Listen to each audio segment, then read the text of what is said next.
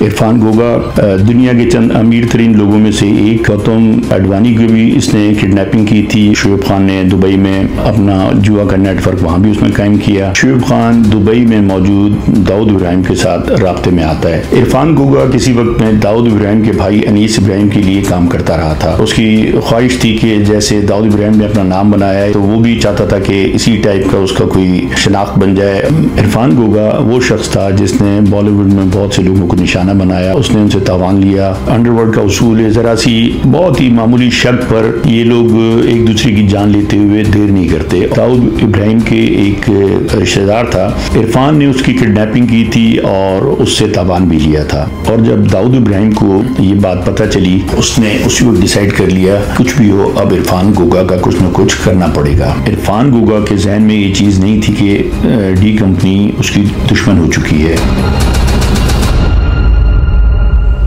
अस्सलाम वालेकुम दोस्तों, जो स्टोरीज़ मैं आपके साथ शेयर करता हूँ बिल्कुल हकीकी स्टोरीज़ होती हैं जो कि आप रोज़ाना अपने इर्द गिर्द देख रहे होते हैं और अखबारात में भी पढ़ते हैं। तमाम चीज़ें रिपोर्ट होती हैं। टीवी पर आपने न्यूज़ में देखा होगा, ब्रेकिंग न्यूज़ देखी होंगी।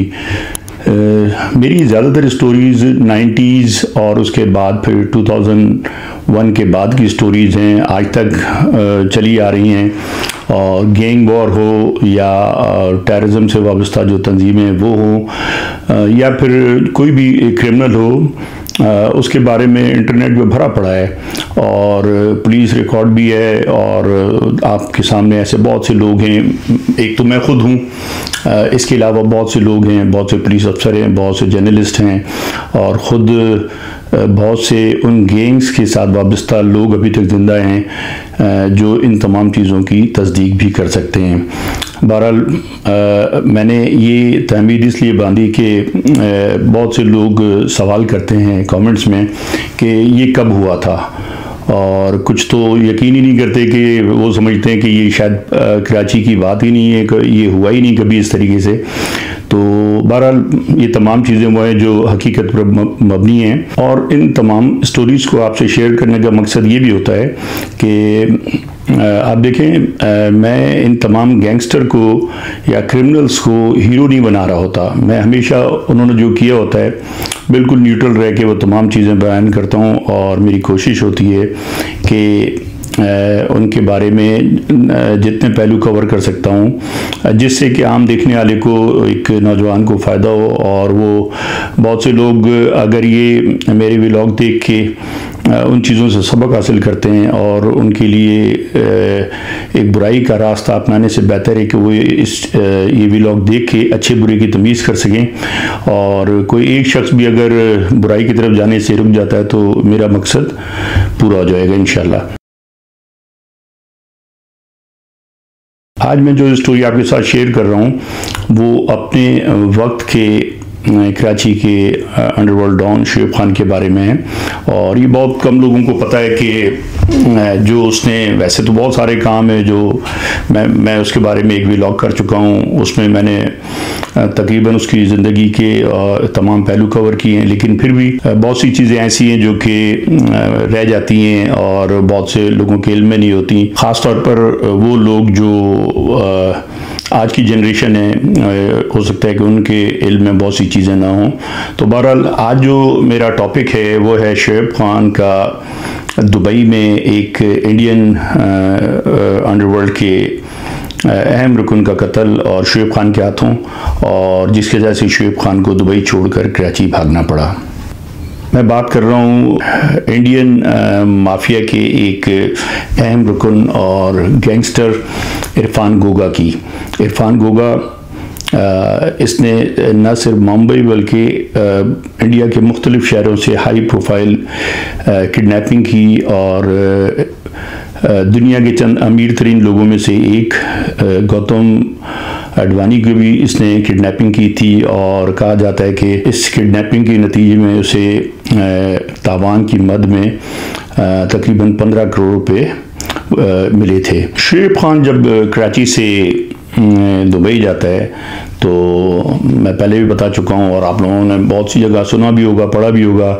शुएब खान दुबई में मौजूद दाऊद इब्राहिम के साथ राब्ते में आता है और शुएब खान ने दुबई में अपना जुआ का नेटवर्क वहाँ भी उसने कायम किया और उसकी क्रिकेट की बुकें कराची में भी चलती थी, दुबई में भी चल रही थी और इसके अलावा उसका रमी का काम भी था, वो भी था, कुछ नाइट क्लब के इसके कॉन्ट्रैक्ट थे। बहरहाल ये बहुत सी चीज़ों में इन्वॉल्व था और दाऊद इब्राहिम जो कि पहले से दुबई में मौजूद था, उसका गैंग, अनीस इब्राहिम, उसका भाई छोटा शकील और दूसरे बहुत से लोग, ये तमाम दुबई में मौजूद थे। इन सब के साथ भी शुएब के बहुत अच्छे ताल्लुकात कायम हो चुके थे।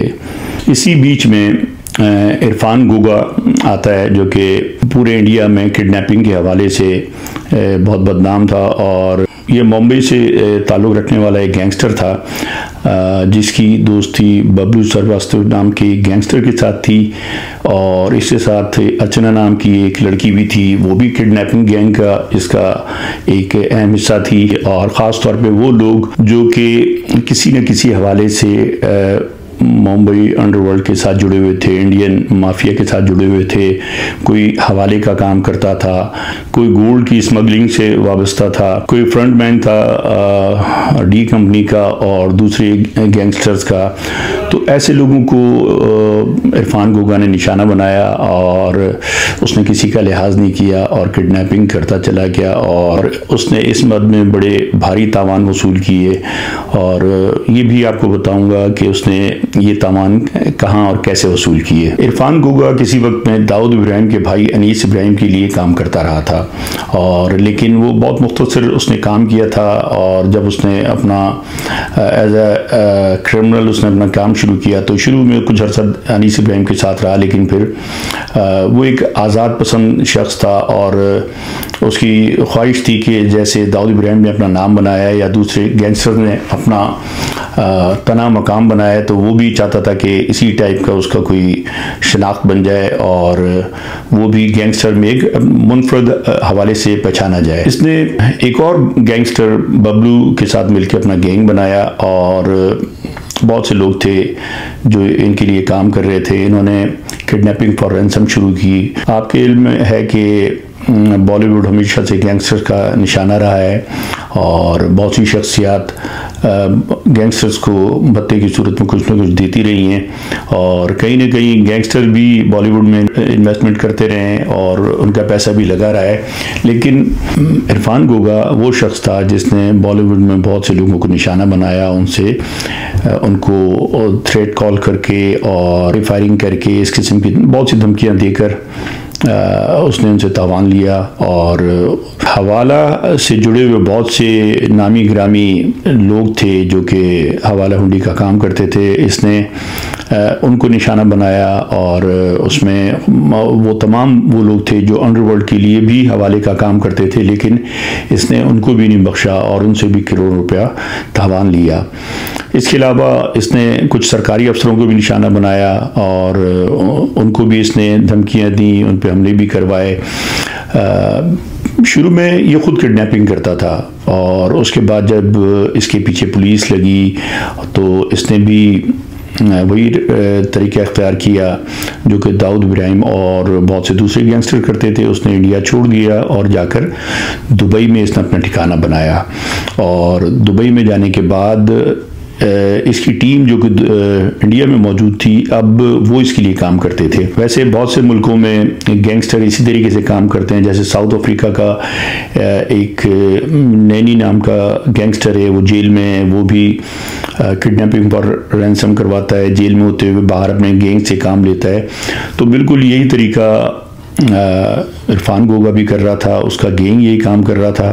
किडनैपिंग वो इंडिया में करते थे, रैंसम वो दुबई में या किसी और कंट्री में लेते थे। उन्होंने हवाला हुंडी के काम से जुड़े हुए बहुत से लोगों को निशाना बनाने के साथ साथ उनसे दोस्तियां भी गाड़ी बाद में और वो करते ये थे कि जो तावान की जो रकम होती थी वो इन्हीं हवाला हुंडी से जुड़े हुए लोगों के ज़रिए दुबई ट्रांसफ़र करवाते थे, और वो लोग मजबूर थे, वो डरते थे, उनको जान का खौफ था, वो करते थे। और उन्होंने कई दफ़ा दाऊद इब्राहिम से भी शिकायत की, दूसरे गैंगस्टर से भी की, पुलिस से भी की, लेकिन इरफान गूगा किसी के कंट्रोल में नहीं था। इरफान जब दुबई में था तो वहाँ पर ये तमाम गैंगस्टर पहले से मौजूद थे। उसकी मुलाकातें दाऊद इब्राहिम और उसके भाई अनीस इब्राहिम, छोटे शकील और इन तमाम लोगों से भी होने लगी। बीच में और दूसरे गैंगस्टर भी थे, उनसे भी मुलाकातें होती थी, शुएब खान से भी इसकी मुलाकातें होती थी। तो अब इसका लेवल ये था कि ये इन तमाम गैंगस्टर के साथ बैठ के पार्टीज भी इंजॉय करता था, जुआ भी खेलता था, क्रिकेट की बुकों पे काम भी करता था। जुआ की लत आपको पता है कि जब ये इजी मनी आती है गैंगस्टर्स के पास तो ये जुआ भी खेलते हैं और दूसरे तमाम जो बुराइयां हैं उन तमाम बुराइयों में भी इन्वॉल्व होते हैं। तो ये तमाम लोग अक्सर साथ बैठकर जुआ भी खेलते थे। अब आप कहेंगे कि दाऊद इब्राहिम तो एक बहुत बड़ा गैंगस्टर था और इरफान गूगा की वो हैसियत नहीं थी अंडरवर्ल्ड में, लेकिन देखें ये गैंगस्टर जो भी हैं ये कभी भी अपने से कम लेवल के गैंगस्टर को अपने साथ बिठाना पसंद नहीं करते थे। लेकिन दाऊद इब्राहिम और उसके भाइयों ने, उसके गैंग ने इरफान गूगा की शोहरत का उनको इल्म था और वो चूंकि खुद इसी काम से वाबस्ता थे और उनके इल्म में था कि इरफान गूगा इंडिया में क्या काम करता रहा है और उसका गैंग पीछे अब क्या काम कर रहा है। और इरफान गूगा का जो लाइफ स्टाइल था वो भी वो देख रहे थे, तो उन्हें नज़र आ रहा था कि अब वो इरफान गूगा नहीं है जो किसी ज़माने में अनीस इब्राहिम के मातहत काम कर रहा था। यही रीज़न था कि वो उसको अपने साथ भी बिठाते थे। और वैसे भी दाऊद इब्राहिम और ये तमाम गैंगस्टर इस फील्ड से जुड़े हुए लोगों को हमेशा उसके साथ रब्ता रखते हैं।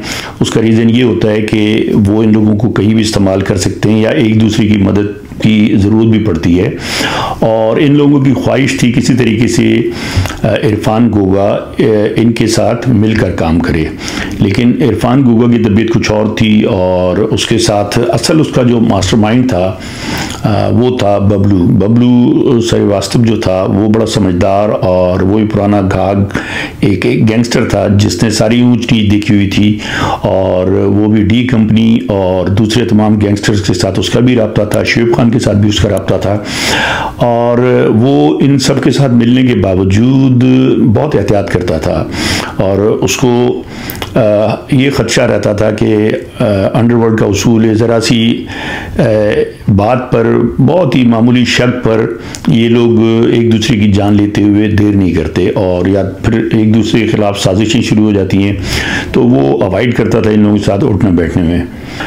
उसने इरफान गूगा को भी कई बार समझाया कि इनके साथ ज़्यादा उठना बैठना सही नहीं है, हमारा जो काम है, हमारी फील्ड अलग है, हम अपना काम कर रहे हैं, ना हम किसी को जवाब दें, ना किसी के साथ हमारा कोई ज़्यादा पंचायत है।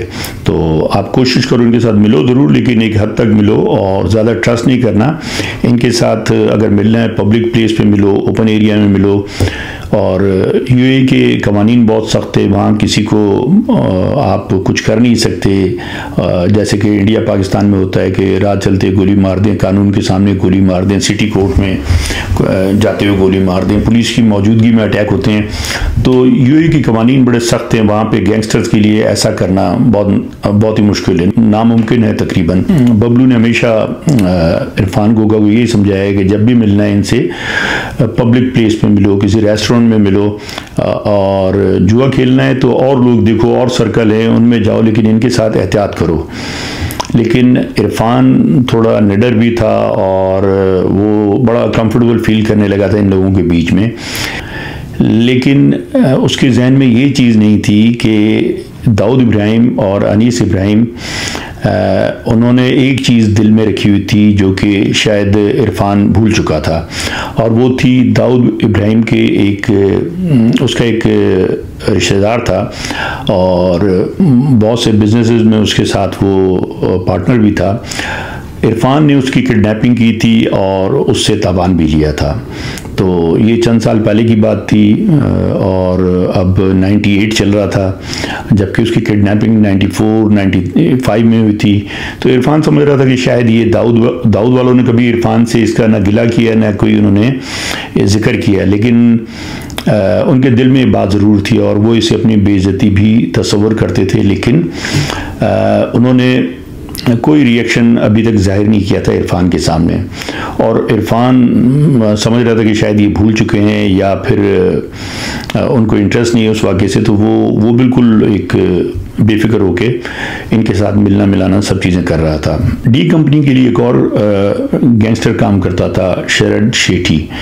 ये भी दुबई में था और ये भी अनीस इब्राहिम के लिए काम करता था और अक्सर जुआ या इस टाइप के जो भी महफिलें होती थी, डांस पार्टियाँ, वो उसी के घर अरेंज होती थी और वहीं ये सारे जमा होते थे। शरद शेठी के घर में ही एक ऐसा वाक़या होता है जिसने डी कंपनी को इरफान गोगा का काम उतारने पे मजबूर कर दिया। और वो वाक़या था जब शरद शेठी के घर में एक जुआ हो रहा था जो कि रूटीन में होता था और वहाँ जुआ खेलते हुए नशे में भी थे तमाम लोग। इरफान गोगा और अनीस इब्राहिम में मुंहमारी हो जाती है और मुंहमारी होने के बाद कहते हैं कि इरफान गोगा ने बदतमीज़ी की उसके साथ। बहरहाल वो उस वक्त तो मामला रफा दफा हो गया और इरफान नशे की बात समझ के इसको भूल गया, लेकिन अनीस इब्राहिम और उसके गैंग के दूसरे लोगों ने इस चीज़ को बहुत सीरियस लिया। और जब दाऊद इब्राहिम को ये बात पता चली तो उसने उसी वक्त डिसाइड कर लिया कि कुछ भी हो अब इरफान गोगा का कुछ ना कुछ करना पड़ेगा। ये तमाम चीज़ें शुएब खान के सामने हो रही थी। वो इन तमाम चीज़ों में कहीं ना कहीं ये भी शामिल होता था, डांस पार्टियों में और जुआ सट्टा तमाम चीज़ें ये सब लोग मुश्तरका कर रहे होते थे। गैंगस्टर थे, एक ही लेवल के लोग थे, आपस में बैठते थे। तो वो एक ही चीज़ नोट कर रहा था और जब उसने महसूस किया कि दाऊद इब्राहिम और अनीस इब्राहिम ये दोनों भाई और डी कंपनी के दूसरे लोग अब गोगा के लिए, इरफान गोगा के लिए कोई अच्छी राय नहीं रखते, तो उसने मौका देख के दाऊद इब्राहिम और अनीस इब्राहिम से बात की और उसने पेशकश की कि ये शख्स इरफान गोगा जो है अभी मुंह को आने लगा है और इसकी हैसियत इतनी है नहीं जितना ये अपने आप को शो कर रहा है, और आज ये बात हुई, कल कुछ और इससे बढ़ के बात हो सकती है, तो क्यों ना इसके लिए कुछ बंदोबस्त किया जाए।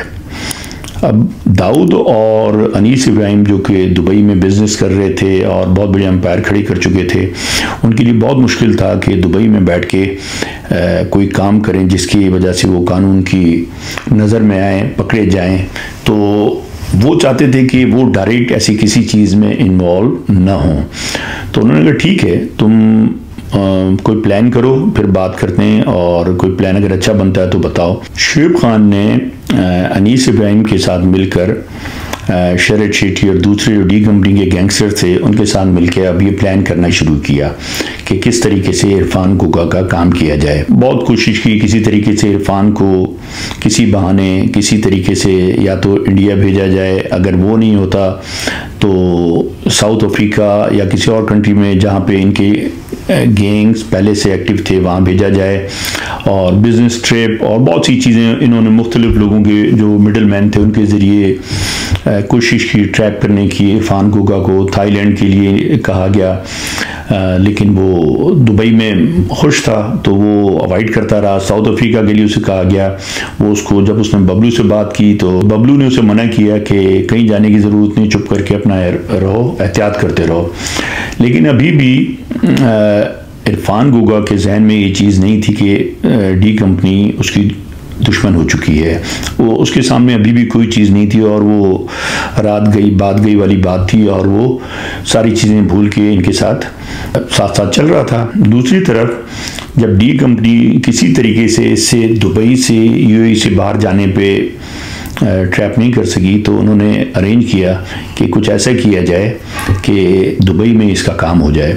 इस सिलसिले में शुएब खान ने प्लान किया और उसने एक पार्टी अरेंज की उसने एक बोट उसने बुक करवाई और उसने वहाँ पार्टी अरेंज की कि किसी तरीके से तमाम दोस्त वहाँ जाएं। हम ये जुआ जो है एक डांस पार्टी भी होगी और जुआ भी वहीं बोट पे खेला जाएगा, तो समंदर में जाएंगे। इनका प्लान ये था कि किसी तरीके से इरफान गोगा को भी अपने साथ लेकर जाएं और वहीं पर इसका काम करके इसको समंदर में फेंक दें। और कह सकते हैं वापसी में कि अगर बात खुलती है तो भी समंदर में गिर गया था, और या फिर कुछ भी और उनके जहन में जो चीज़ें होंगी बहरहाल। लेकिन और इरफान शुरू में उसने शुएब की दावत कबूल की और उसने कहा ठीक है। लेकिन जब वो जा रहा था तो उसकी फ़ोन पर बात हुई बबलू के साथ, और उसने बबलू को बताया कि जी शुएब खान ने एक पार्टी अरेंज की है और उसमें तमाम दोस्त भी होंगे और कुछ हमारी डांस पार्टी है और साथ में जुआ शुआ भी जो ये खेलते थे उसका भी अरेंज किया हुआ है। अब बबलू चूँकि बहुत ही एक समझदार और पुराना गैंगस्टर था, उसने फ़ौरन इरफान को मना किया कि इरफान तुम जाओगे तो मारे जाओगे, वापस नहीं आओगे, ये कोई ना कोई ट्रैप है, तुम कोशिश करो कि ना जाओ, अगर जाओगे तो फिर ये सोचोगे तुम जिंदा नहीं आओगे। उसकी बात सुन के इरफान गोगा को भी झटका लगा, और जाहिर है ज़िंदगी जान किसको प्यारी नहीं होती। तो लास्ट मिनट में इरफान गोगा ने अपने फ़ोन बंद किए और उनके साथ उस ट्रिप पे नहीं गया। शुएब खान वाले इसके फ़ोन का इंतज़ार करते रहे, इसे ढूंढते रहे, और ये जब नहीं मिला तो उन्होंने अपना प्रोग्राम कैंसिल कर दिया। अब ये तमाम चीज़ें जब चल रही थी तो अनीस इब्राहिम उसकी बेचैनी बढ़ती जा रही थी। गो कि वो बैकग्राउंड में था, दाऊद बैकग्राउंड में था, और वो समझते थे कि हम शुएब खान के ज़रिए काम करा रहे हैं तो हमारा नाम नहीं आएगा। लेकिन उनका प्रेशर इतना था कि किसी तरीके से काम हो जाए, और उन्होंने बस अना का मसला एक बना लिया था जिसकी वजह से शुएब खान पे उनका प्रेशर था। अब शुएब खान ने क्या किया कि उसने कराची से करीम केके को बुला लिया और उसके साथ दो और लोग थे। ये लोग भी दुबई आ गए और शुएब खान के साथ मिलके इन्होंने भी अब इस प्लानिंग में काम शुरू कर दिया। जब ये डी कंपनी और शुएब खान की तमाम प्लानिंग चल रही थी इरफान गोगा को कत्ल करने की, उसे अगवा करने की, तो इसी दौरान बबलू तक किसी न किसी हवाले से कुछ न कुछ चीज़ें आ रही थी, और उसका भी अपना नेटवर्क था। वो और इरफान दोनों ये नेटवर्क चला रहे थे। लेकिन उसके बावजूद भी इरफान गोगा बबलू की बात पे यकीन नहीं कर रहा था। वो समझ रहा था कि दुबई में ये मेरा कुछ भी नहीं कर सकते, और मैं एहतियात भी कर रहा हूँ तो ये मेरा क्या करेंगे। और इस सिलसिले में बबलू की कई बार उसको वार्निंग के बावजूद कि तुम इनके साथ उनकी बैठक पे मत जाओ, इनके बुलाने पे जब वो प्लान करके बुलाएं कभी नहीं जाओ, अगर जाओ तो एक दो लोगों को साथ लेकर जाओ। लेकिन चूंकि इरफान जुआ का बहुत सख्त आदी था और जुआ के बगैर वो रह ही नहीं सकता था, और उसको इस गैदरिंग में मज़ा भी आने लगा था। तो इसके अलावा वो अपना एक इनके साथ बैठ के अपने आप को भी इसी लेवल का गैंगस्टर समझता था, तो उसको उस लाइफ को वो एंजॉय करना चाह रहा था। तो इस सिलसिले में उसका ज़हनी काम नहीं कर रहा था कि भी ये लोग मेरा काम भी उतार सकते हैं। शुएब खान ने इसी दौरान एक और प्लान किया, और इरफान को इसने प्लानिंग के तहत इसने किसी फार्म हाउस पे सफारी पे ले जाने की इसने बात की, और इसका प्लान था कि वहाँ पर किसी तरीके से इरफान का काम उतार के वहीं कहीं दफन करके आ जाएंगे, किसी को पता भी नहीं चलेगा। लेकिन बबलू ने इरफान गोगा को यहाँ भी मना किया और उसे समझाया कि इनके साथ किसी भी ट्रिप पे मत जाना, और इरफान ने यहाँ भी उसकी बात मानी और शुएब खान के बनाए हुए ट्रैप में यहाँ भी वो नहीं आया। जब ये तमाम चीज़ें नाकाम होती जा रही थी तो अनीस इब्राहिम आखिरकार वो बीच में खुद शामिल हुआ, और जैसे आपके इल्म है कि हर क्रिमिनल कहीं ना कहीं गलती करता है, तो अनीस इब्राहिम ने भी एक बहुत बड़ा एक भंड मारा, और उसने गलती क्या की कि उसने शुएब खान और तमाम जो इस टीम थी काम कर रही थी उनको बुरा भला कहा, और उनको कहा कि जी अब ये काम मैं खुद अरेंज करता हूँ और तुम देखो किस तरीके से काम होगा।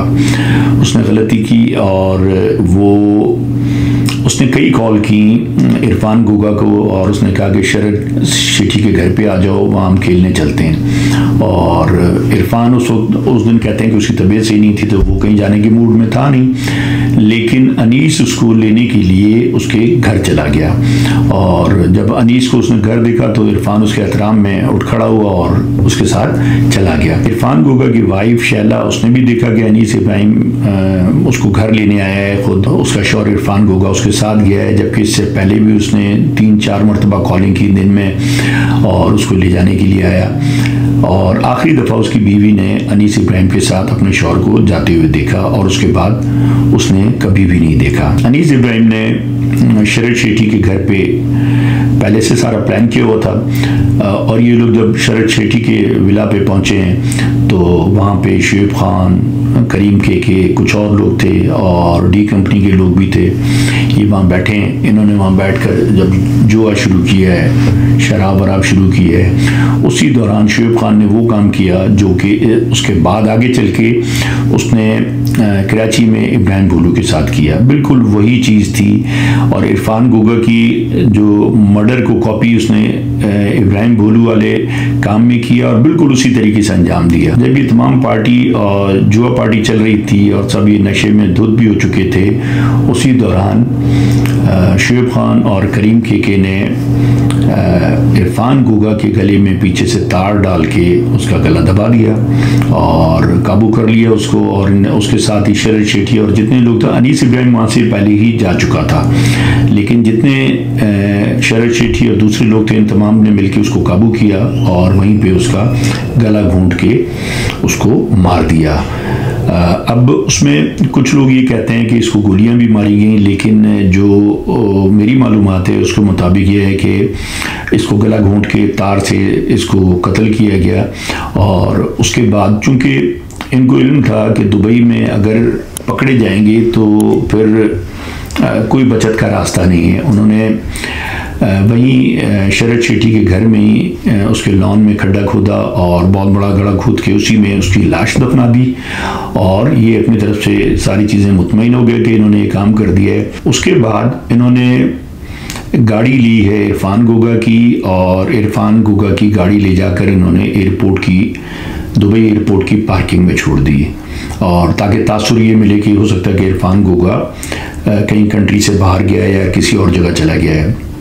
बिल्कुल वही तरीका इरफान गोगा के मर्डर में जो इस्तेमाल हुआ, उन्होंने आगे चलकर इब्राहिम भोलू के साथ भी वही किया, उसको भी एतमाद में लेके बिठाया। उसके बाद इन्होंने उसका गला घोंट के एक तार की मदद से और कत्ल करने के बाद उसकी लाश को शुएब खान ने अपने पुराने घर में फेडरल बिरिया वाले घर में इसने गड़ा खोद के इन्होंने वहाँ दफना दी, जो कि आगे चल के फिर बरामद भी हो गई लाश उसकी। और जिस तरीके से इरफान गोगा की गाड़ी इन्होंने दुबई एयरपोर्ट की पार्किंग में ले जाकर खड़ी कर दी थी, इसी तरीके से उन्होंने इब्राहिम भोलू की गाड़ी भी कराची एयरपोर्ट की पार्किंग में खड़ी कर दी थी, ये तासुर देने के लिए कि इब्राहिम भोलू भी यहाँ से कहीं ट्रैवल करके बाहर चला गया या दूसरे शहर जा चुका है। इरफान गोगा जब घर नहीं पहुँचा तो उसकी बीवी शैला, उसने अपने सर्कल में ढूंढना शुरू किया। उसने बबलू को कॉल की और दूसरे दोस्तों को कॉल की, अनीस इब्राहिम को कॉल की, सबको कॉलें की, लेकिन सब ने ये कहा कि हमारे इल्म में नहीं, वो तो खेल के जा चुका था। अनीस इब्राहिम और उसके दोस्तों ने कहा, लेकिन बबलू समझता था ये तमाम चीज़ें, उसको खदशा था। वो पहले इरफान गोगा को बहुत बार वार्न कर चुका था, लेकिन इरफान ने उसकी नहीं सुनी। तो बबलू समझता था कि ये गेम किस तरीके से हुआ होगा। उसने शैला से कहा कि तुम जाओ पुलिस में रिपोर्ट करो। जब शैला पुलिस के पास गई है तो शुएब खान और उसकी टीम उसी रात कराची निकल गई और उसकी वजह ये थी कि दाऊद इब्राहिम और अनीस इब्राहिम को शक था कि अब बात खुलेगी तो शुएब खान या उसके साथी पकड़े जाएंगे तो ये बात खुल के इन्वेस्टिगेशन में तमाम जो रुख इन्वेस्टिगेशन का इनकी तरफ मुड़ जाएगा। तो इसलिए उन्होंने शुएब खान से कहा कि तुम कराची चले जाओ, जैसे हालात अच्छे होंगे तो तुम दोबारा आ जाना। शुएब खान निकल गया कराची। अब पीछे पुलिस ने अनीस इब्राहिम और उसके दूसरे दोस्तों को अपनी हिरासत में ले लिया और इस सिलसिले में बबलू और दूसरे जो इरफान गोगा के दोस्त थे वो पुलिस के साथ ताउन कर रहे थे। और अली दरवेश एक गैंगस्टर था जिसका ताल्लुक बबलू और इरफान के साथ भी था, डी कंपनी के साथ भी उसका ताल्लुक रहा था, लेकिन अब बहरीन में रहता था। उसने भी इरफान गोगा की फैमिली के कहने पर और बबलू के कहने पर पुलिस में अपना असर रसूख इस्तेमाल किया और उसकी वहाँ की पुलिस और बहुत से हाई ऑफिशियल्स के साथ बहुत अच्छे ताल्लुकात थे। उसने भी अपना असर रसूख इस्तेमाल किया और इन तमाम लोगों पे उसने घेरा तंग करवाया, लेकिन पुलिस को इस सिलसिले में कोई ठोस शवाहिद नहीं मिले और कोई इंटरोगेशन में ये लोग किसी चीज़ के बारे में इन्होंने कोई इंकशाफ नहीं किया, कोई बात नहीं की। दूसरी तरफ दाऊद इब्राहिम ने छोटा शकील के ज़रिए ये शैला को पैगाम भिजवाया, इरफान गोगी की वाइफ को, कि तुम्हारा शौहर अब पता नहीं कहाँ है और हमें कोई इल्म नहीं है, न डी कंपनी को इल्म है, न हम लोगों के और किसी लोगों को इसके बारे में इल्म है। अब पता नहीं जिंदा है या नहीं है, लेकिन तुम कोई डील बना लो और खामखा कहाँ केस लड़ती रहोगी, होगा कुछ भी नहीं। तो इससे बेहतर है कि 25 लाख रुपए लेके अपने साइड पे हो जाओ और जो इरफान गोगा ने छोड़ा है और सारी ज़िंदगी उससे मज़े करो। शैला जानती थी कि छोटा शकील जो उसे कह रहा है अगर उसने उसकी बात नहीं मानी तो उसकी ज़िंदगी भी मुश्किल में पड़ सकती है। और शैला का फैमिली बैकग्राउंड ये था कि वो भी मुंबई से ताल्लुक़ रखती थी, उसकी फैमिली वहीं रहती थी और किसी ज़माने में ये भी डांसर होती थी। तो वो जानती थी कि ये लोग मेरी फैमिली के साथ क्या कर सकते हैं। तो उसने अपनी आफियत इसी में जानी कि उसने 25 लाख लिए और खामोश होकर बैठ गई। उसने पुलिस से कंप्लेन अपनी वापस ले ली, जिसकी बिना पे अनीस इब्राहिम और दूसरे तमाम लोग छोड़ दिए गए। यूएई पुलिस ने इंडियन गवर्नमेंट को भी उसने लेटर लिखा कि इस किस्म का एक गैंगस्टर जो कि आपके पास मोस्ट वांटेड है वो हमारी हिरासत में है, अगर आप उसको कानूनी कार्रवाई करके लेना चाहते हैं तो ले सकते हैं। लेकिन बहुत सी वजूहत थी जिनकी बिना पे इंडियन गवर्नमेंट ने सुस्ती दिखाई और अनीस इब्राहिम वो उसको नहीं ले जा सके। अनीस इब्राहिम को पुलिस को छोड़ना पड़ा और उसके बाद अनीस इब्राहिम भी दुबई से निकल गया। अब होता क्या है कि 3-4 साल के बाद शरद शेट्टी, जिसके घर में ये मर्डर हुआ था और उसके घर में लाश दफनाई गई थी, उसके दिल में भी खटका था और अब वो समझता था कि भाई ये किसी वक्त भी दुबई है, किसी वक्त भी कोई मुसीबत आ सकती है और बात खुलेगी तो सारी कहानी मेरे ऊपर आएगी। उसने वो विला बेचा और वो इंडिया चला गया। बाद में कहते हैं कि उसका भी वहाँ पे मर्डर हो गया या पुलिस इनकाउंटर में मारा गया। बहरहाल जिस शख्स ने ये घर लिया उसने जब उस घर को तोड़वा के उस प्रॉपर्टी को और अपना नई कंस्ट्रक्शन करवा रहा था तो लॉन से जब उसको खुदाई हुई तो वो लाश के पूरा उसका वहाँ से पिंजर मिला और पूरा ढांचा बरामद हुआ। तो ये दुबई में बहुत बड़ी बात थी कि इस किस्म की कोई चीज़ हो। जब पोस्टमार्टम और डीएनए किया गया तो पता चला कि ये ढांचा, ये लाश इरफान गोगा की है। अब एक मरतबा फिर पुलिस ने इन्वेस्टिगेशन शुरू कर दी और लेकिन उस वक्त तक अनीस इब्राहिम, दाऊद इब्राहिम और ये तमाम लोग वहाँ से निकल कर नामालूम मुकाम की तरफ निकल के जा चुके थे, जबकि शुएब खान जो था वो पाकिस्तान निकल गया था। तो ये इन्वेस्टिगेशन वहीं धरी की धरी रह गई और कोई भी उसमें से गिरफ्तार नहीं हो सका। लेकिन आप देखें इसमें शुएब खान ने जब कराची आता है उसने भी वही धंधे इसने कराची में भी किए, इब्राहिम बोलू वाला केस भी बिल्कुल इसी तरीके से किया और फिर उसका आखिर में जो अंजाम हुआ वो भी आपके सामने है। तो दोस्तों आज की कहानी यहीं तक रखते हैं। उम्मीद है आपको आज की स्टोरी पसंद आई होगी और ऐसी बहुत सी स्टोरियाँ, बहुत सी कहानियाँ गैंगस्टर्स के, क्रिमिनल्स के बारे में मेरे पास मौजूद है जो कि मैं आपको सुनाता रहता हूँ और इंशाल्लाह आइंदा भी कुछ ना कुछ आपके साथ शेयर करता रहूँगा।